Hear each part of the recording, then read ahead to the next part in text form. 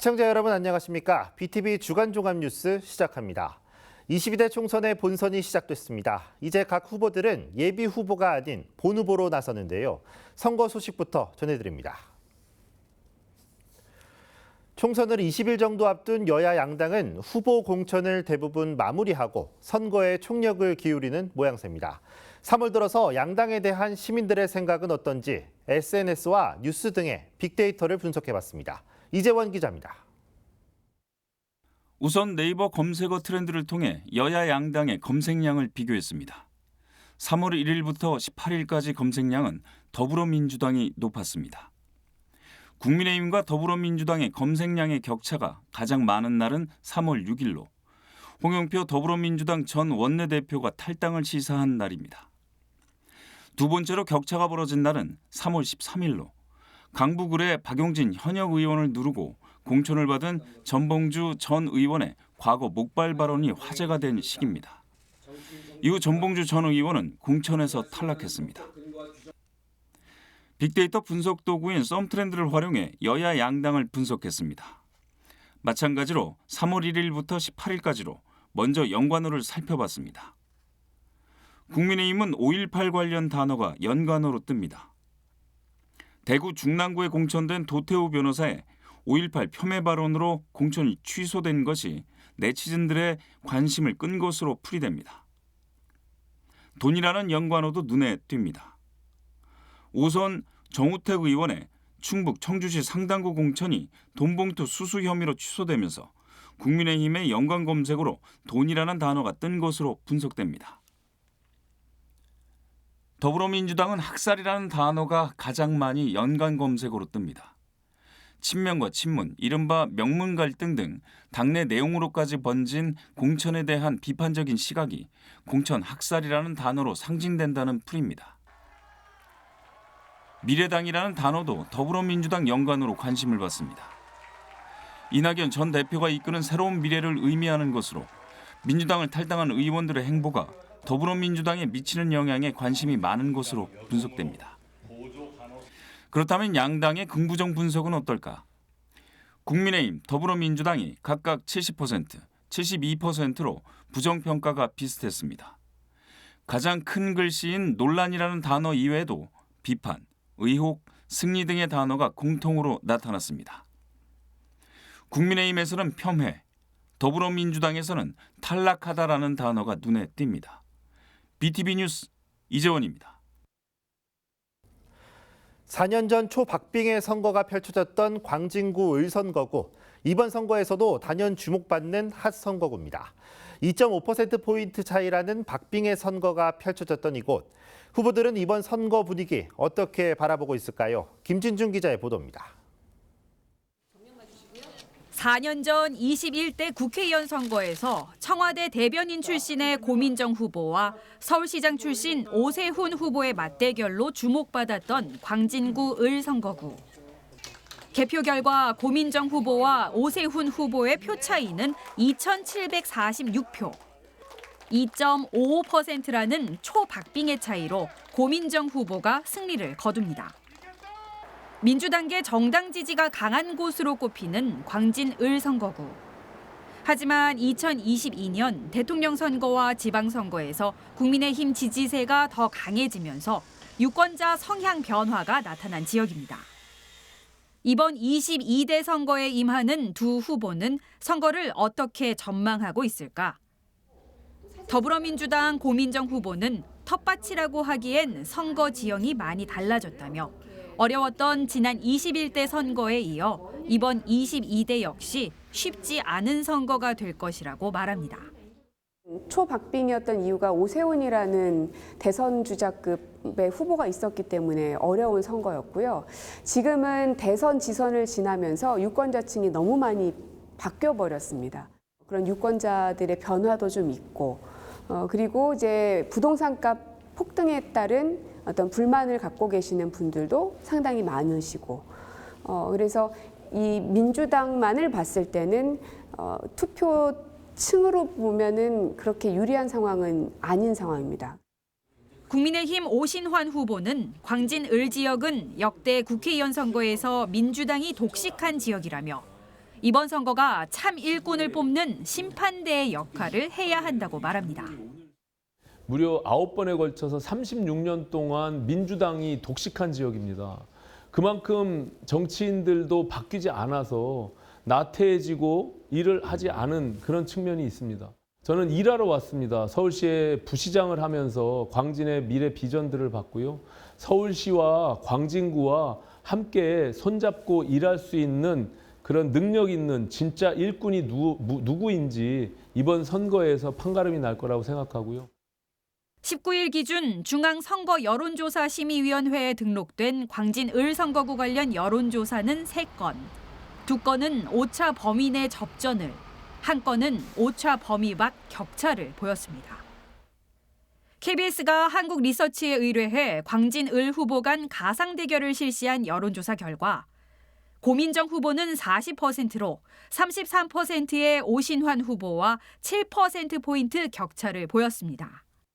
뉴스원이 한국갤럽에 의뢰해 실시한 여론조사 결과는 44%대 37%, 95% 신뢰 수준의 표본 오차 플러스 마이너스 4.4%포인트로 두 후보의 격차는 오차 범위 내인 7%포인트였습니다.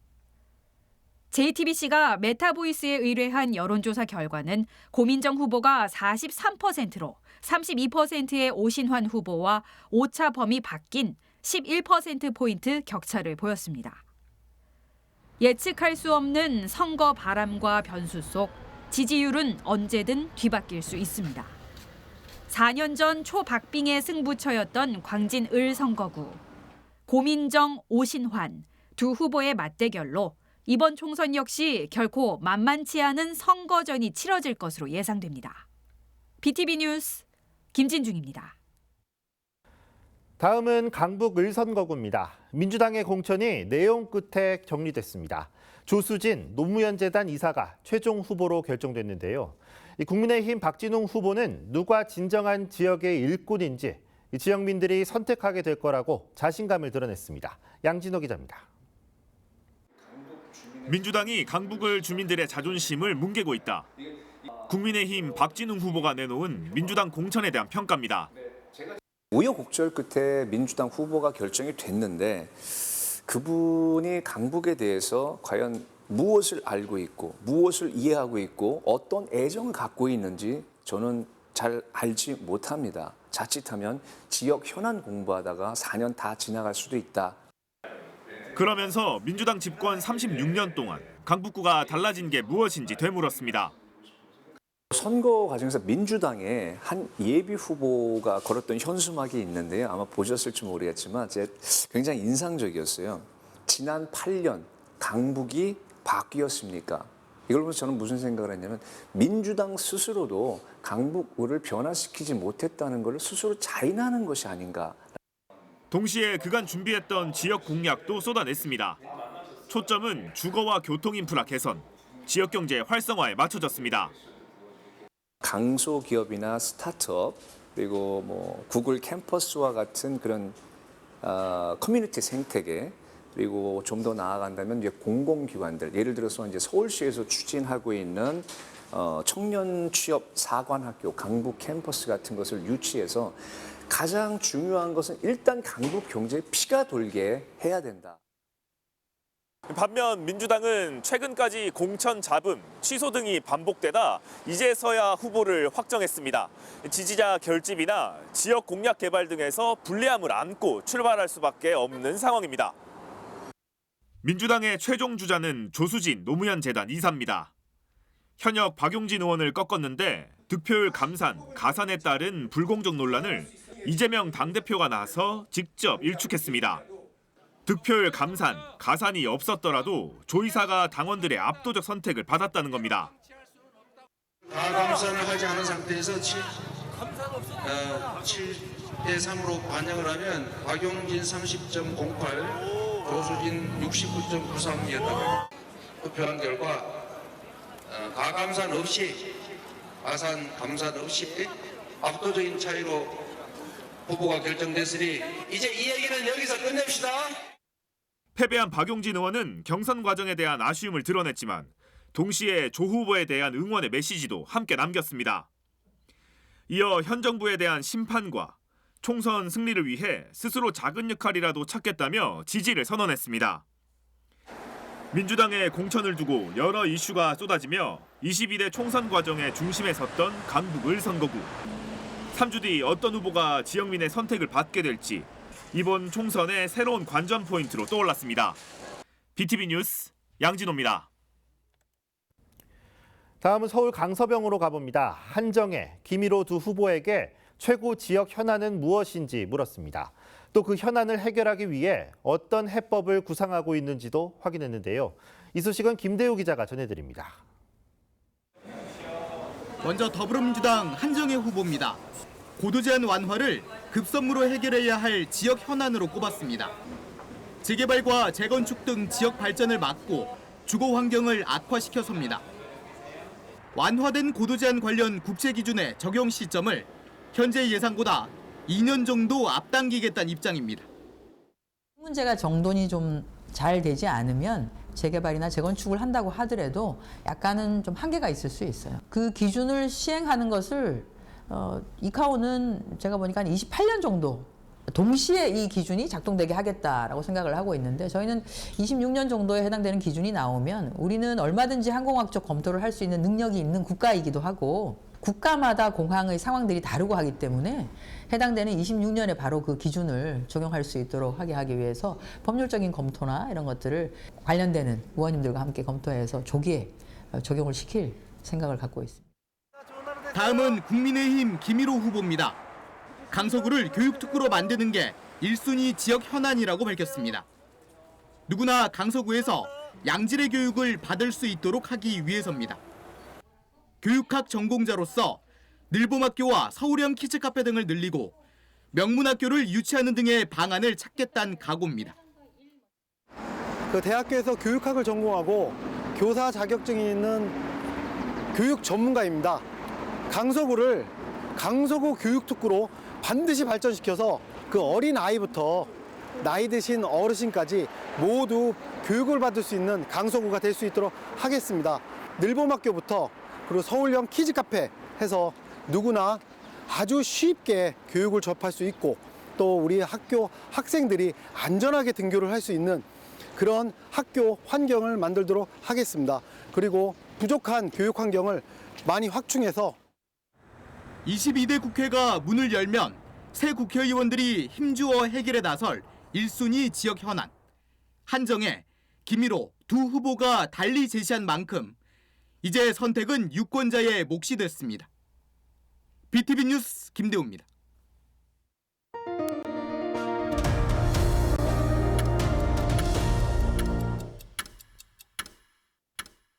네, 다음은 지방의회 소식 준비했습니다. 전국의 각 지초의회들이 최근 의원들의 의정활동비를 인상하고 있습니다.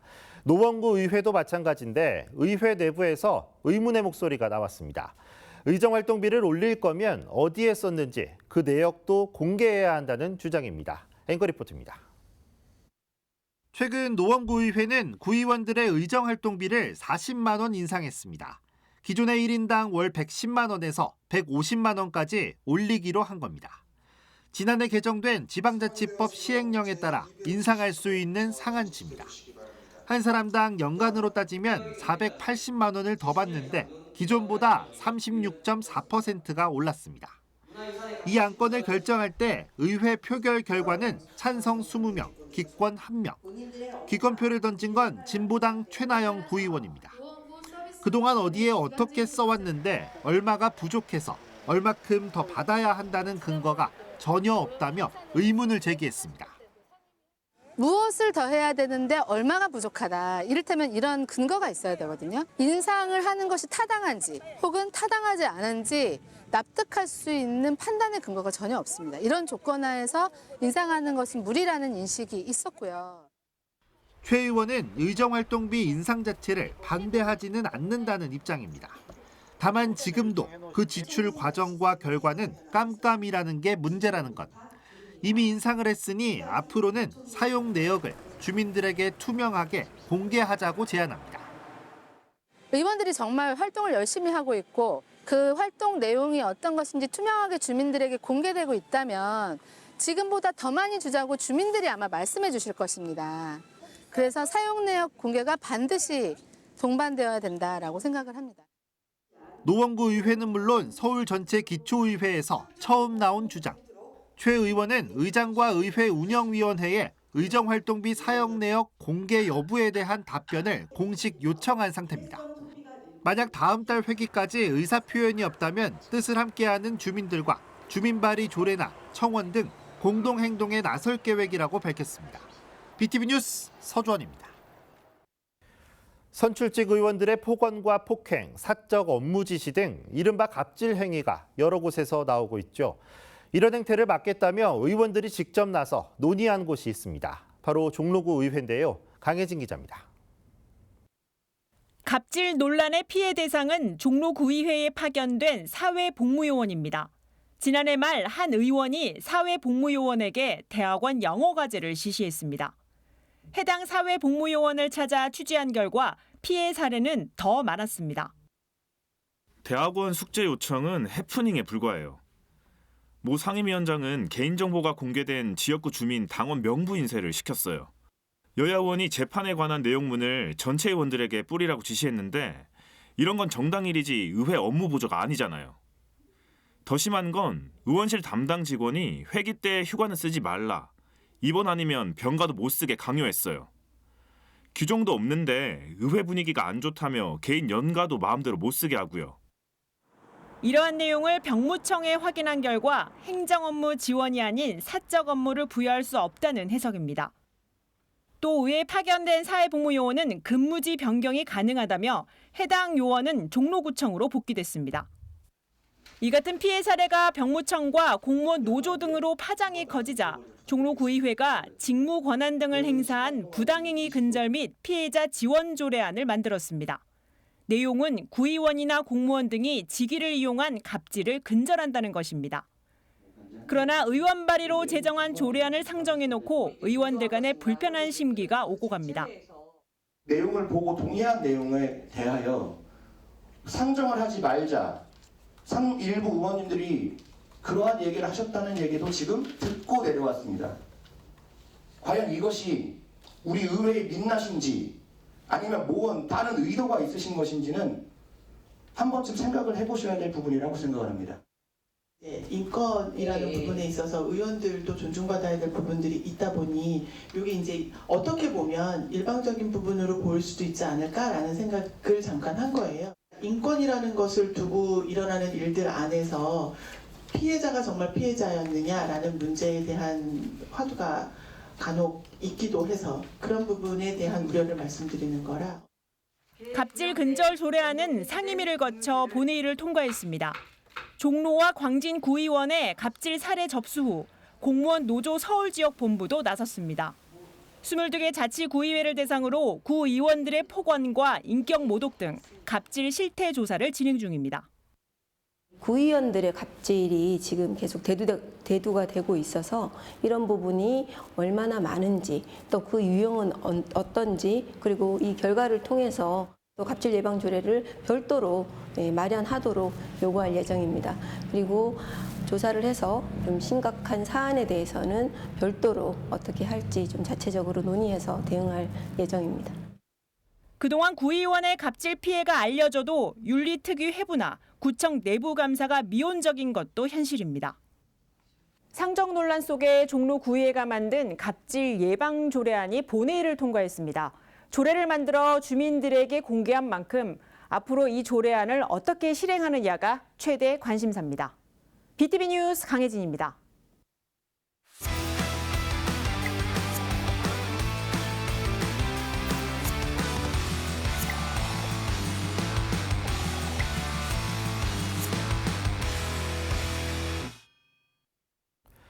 지역의 소식을 주민들이 전하는 주민통신원 시간입니다. 서울 각 자치구에는 청년들의 취업을 돕는 서울 청년 취업사관학교들이 있는데요. 도봉구에도 문을 열었습니다. 도봉구 김민영 주민통신원과 관련된 자세한 이야기 나눠보겠습니다. 김민영 통신원 안녕하십니까? 안녕하세요. 지금의 소중함을 전하는 도봉구 주민통신원 김민영입니다. 반갑습니다.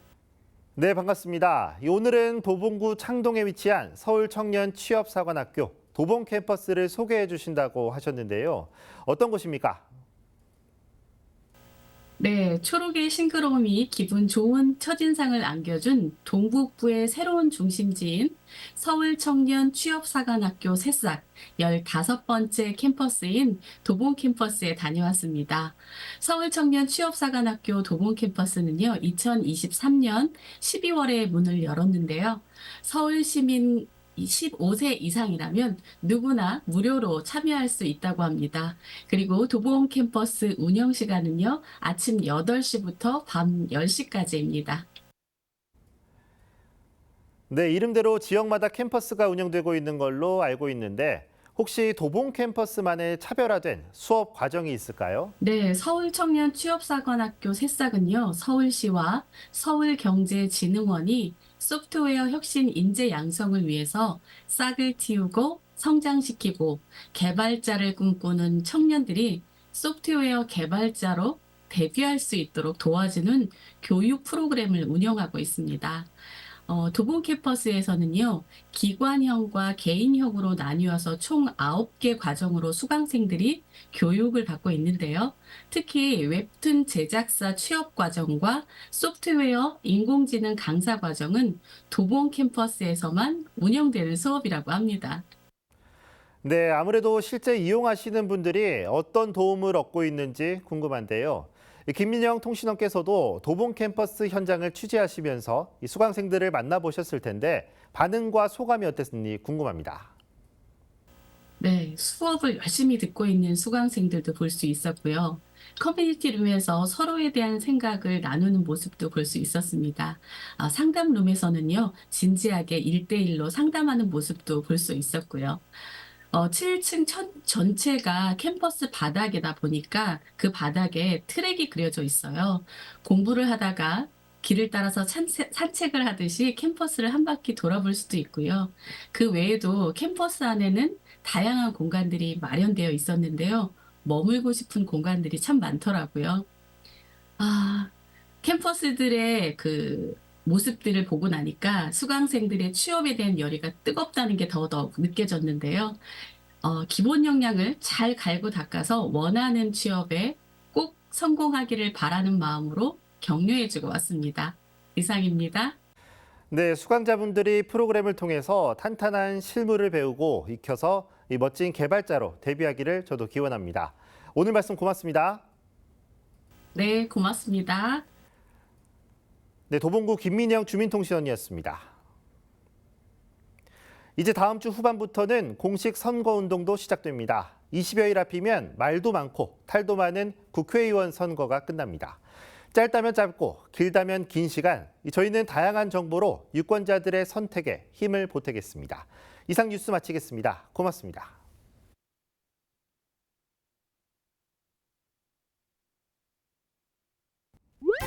BTV 뉴스를 더 많이 보고 싶으시다면 여기 구독 버튼을 눌러주세요. 추천 영상도 누르면 바로 재생됩니다. 또 다양한 서울 소식을 보고 싶으시다면 휴대폰에서 가지 앱을 다운로드해보세요. 저희 BTV 뉴스를 시청해주셔서 감사합니다.